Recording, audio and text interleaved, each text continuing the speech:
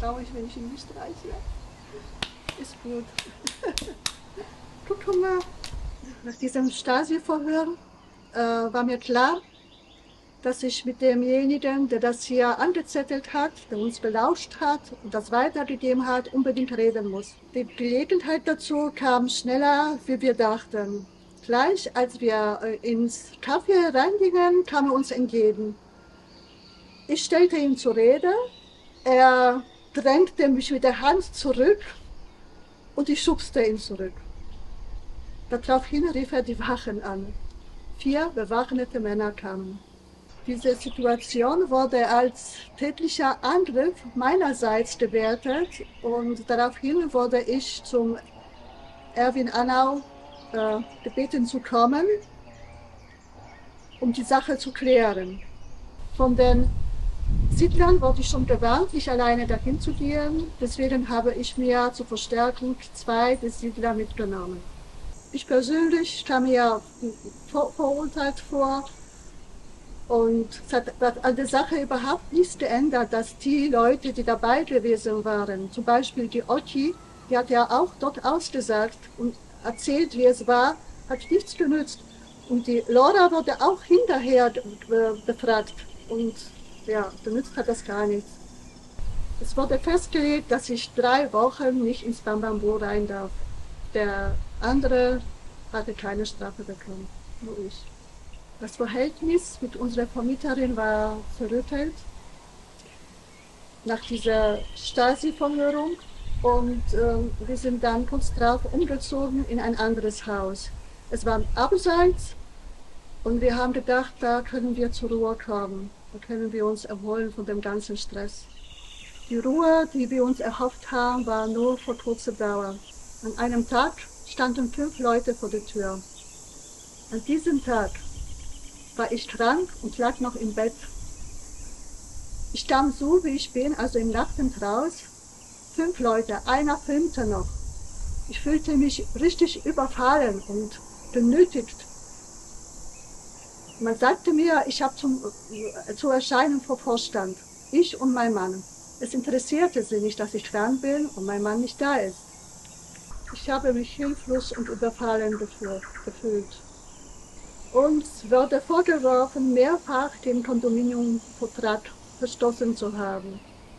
Wir haben eine E-Mail an den Vorstand geschrieben und haben uns beschwert über die Art und Weise, wie man uns behandelt hat und baten um eine Verschiebung des Termins, weil ich krank bin.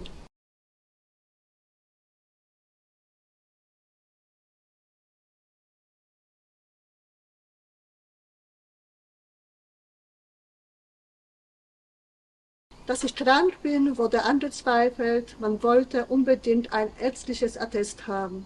Ohne dem muss ich erscheinen vor Vorstand.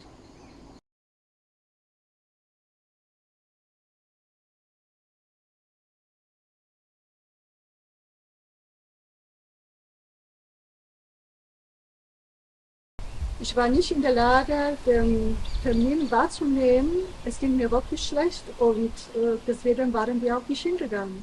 Es gab eine Unruhe in der Siedlerschaft aufgrund dessen, wie hier mit den Leuten bei uns umgegangen wird. Aus diesem Grund hat man am Abend eine Versammlung einberufen. Der Vorstand hat nochmal wiederholt, dass wir 2 Investoren von der Investition abgehalten hätten. 2 Zeugen haben sich dazu gemeldet und haben den Vorwurf widerlegt. Am Ende der Sitzung hat der Vorstand uns versprochen, ein normales Gespräch. Sie wollten mit uns über die Sache nochmal in Ruhe reden. Am nächsten Tag, als wir vom Einkaufen kamen, aufs Casapa, kam die nächste Überraschung. Als wir am Tor einkamen, hat uns der Wachposten einen Zettel überreicht, auf dem stand, dass sie uns zum Vorstand ins Weiße Haus begleiten werden. Viele Siedler gleich kamen zu uns ins Weiße Haus, um uns zu unterstützen.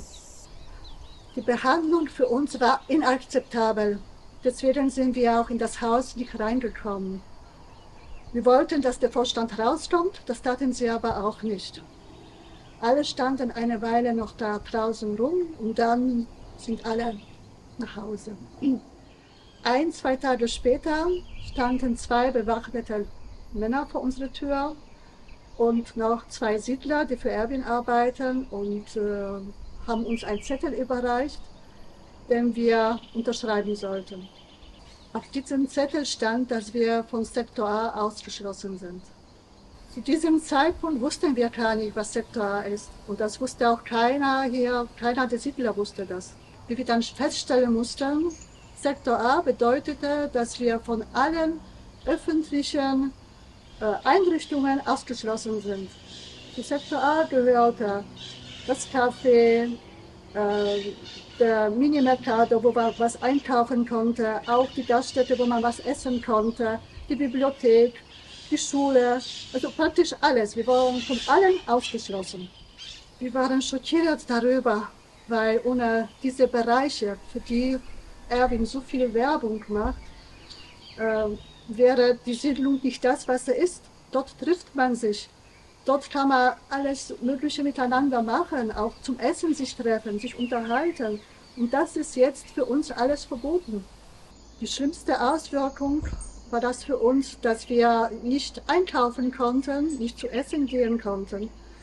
Wenn es geregnet hat, war das ja so, dass man nach Casablanca die 9 Kilometer gar nicht mit Auto bewältigen konnte. Wir sind schon selber 3-mal stecken geblieben mit unserem Auto. Das heißt, wir mussten andere Siedler bitten, dass sie uns was einkaufen, bringen vom Einkaufen, weil sonst hätten wir gar nichts zu essen gehabt. Ab dieser Zeit haben wir gemerkt, dass andere Siedler Angst hatten, mit uns in Kontakt zu sein, weil sie dann auch Repressalien bekommen würden. Viele Siedler sind einfach so weggeblieben und viele haben uns aber auch selber direkt gesagt, ihr müsst das verstehen, wir mögen euch, wir wollen mit euch in Kontakt bleiben, aber bitte nicht hier, nur draußen. Unsere Vermieter haben uns gesagt, dass Erwin möchte, dass wir ausziehen. Sie sollen uns praktisch rausschmeißen. Sie haben uns aber zugesichert, dass sie das nicht tun werden. Wir haben draußen in Casablanca auch andere ehemalige Siedler kennengelernt, mit denen wir uns sehr gut verstanden haben, sehr liebe Menschen. Und die wollten wir auch zu uns nach Hause einladen. Wir haben den Besuch, so wie das verlangt wird, angemeldet, mit Cedulas, also Dokumenten, und auch schon ein paar Tage vorher, und es wurde abgelehnt.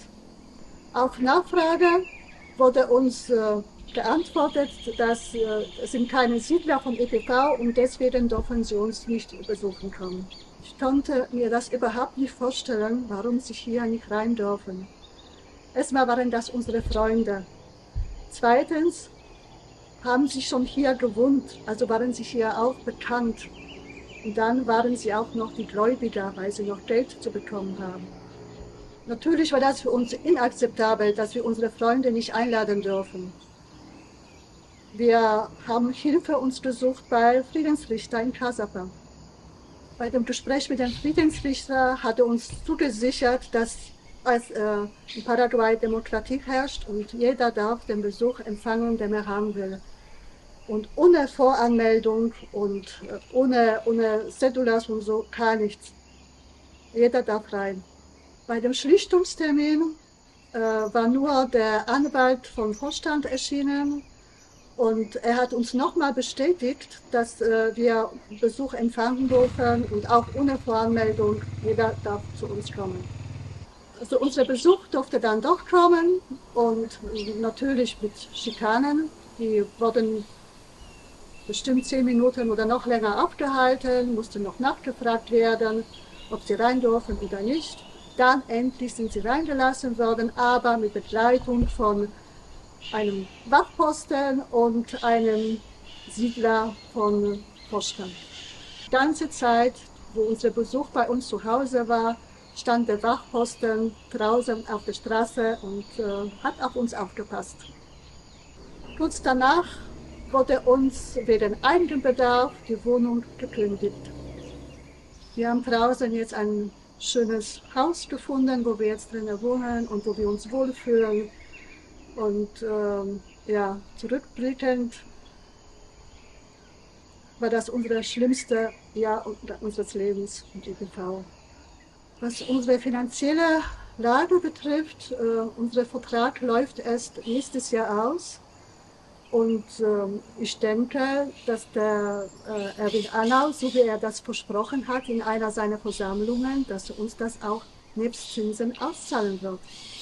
Was ich beobachtet habe, ist die Situation von den Siedlern und Ex-Siedlern, die schon lange auf ihre fälligen Gelder warten und sie nicht bekommen haben. Auch ihre Häuser wurden nicht fertig gebaut. Sie haben gar nichts. Viele sind zurück nach Deutschland gegangen, weil sie nicht mehr leben hier konnten. Sie wussten nicht von was. Es ist schlimm, dass die Leute ihr Geld nicht bekommen. Aber noch schlimmer ist, wie man mit den Menschen umgeht. Mit den Menschen wird überhaupt nicht gesprochen. Die wissen gar nicht, bekomme ich mein Geld oder wenn ich es bekomme, wann ich es bekomme. Man redet mit ihnen nicht.